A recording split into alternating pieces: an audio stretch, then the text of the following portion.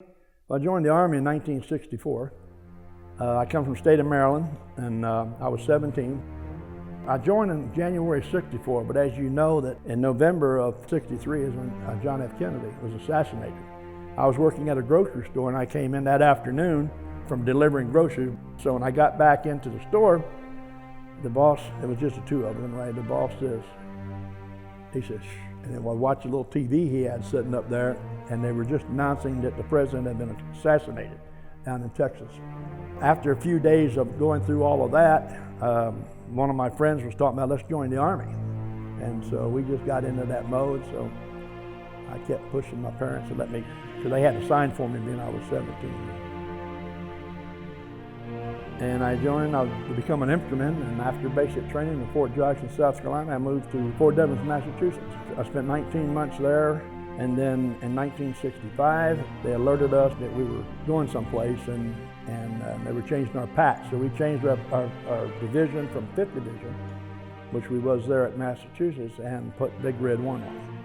From there, we shipped our stuff out after going through some training. We flew out to Oakland, California. We got on a ship, the General Blatchford, and 22 days later, we arrived in Vietnam. They put us from the ship onto LSTs, and we were standing there with our rifles in front of us, real tight, shoulder to shoulder. And we was facing that part where when they hit the beach, the deal comes down.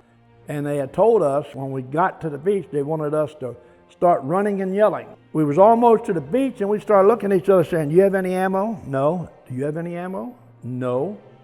"Has anybody got any ammo?" And then the platoon sergeant says, "I have some." So they gave the platoon sergeant and the platoon leader some ammo, but the rest of us was no ammo, and we had our bayonets fixed. But anyway, the thing went down, and most of them just closed their eyes and just took off running behind us, started yelling and screaming and charging. And they said, once everybody was out there, hit the beach and get down into prone. But about the time we started running, the 1st Division band was there, and they started da-da-da-da-da-da-da. So you take it from there and figure out how we felt landing in a place that we knew was going to be a war zone with no bullets, and then the band's waiting for us. November of 1965, we got into our second action. I'm talking about where you had a major force fighting a major force in the jungle.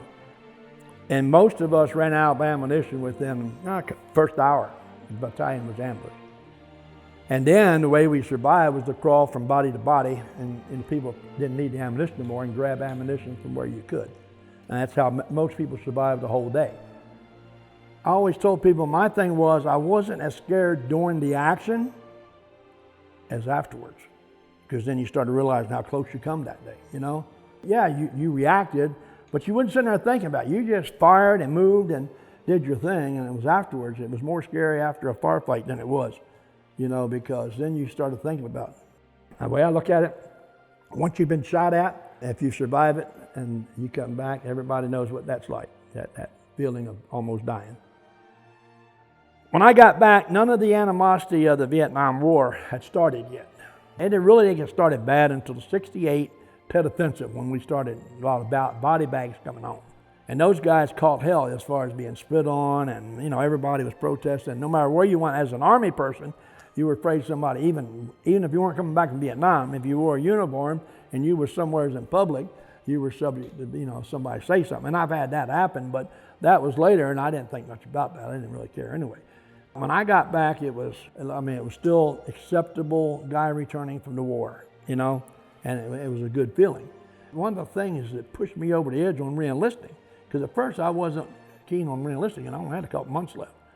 I went to my hometown of Maryland and wore my uniform, that sergeant stripes on, and that CIB, and I felt proud, you know.